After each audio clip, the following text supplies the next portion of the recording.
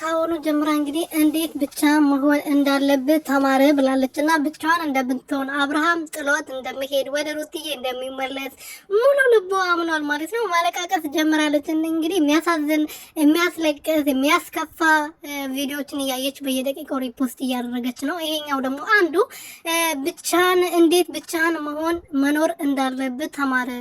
አብርሃምንም ባጣው እንዴት መኖር እንዳለብኝ ካሁኑ መማር አለብኝ።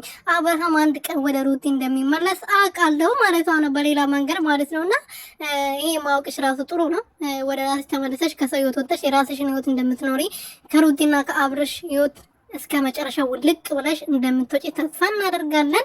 ምክንያቱም እንድትወጪ እንፈልጋለን። ማይመለከትሽ ቦታ መጥተሽ ነው ጥልቅ ያልሽ እንደ ኡርጎ ዝምብ ማለት ነው።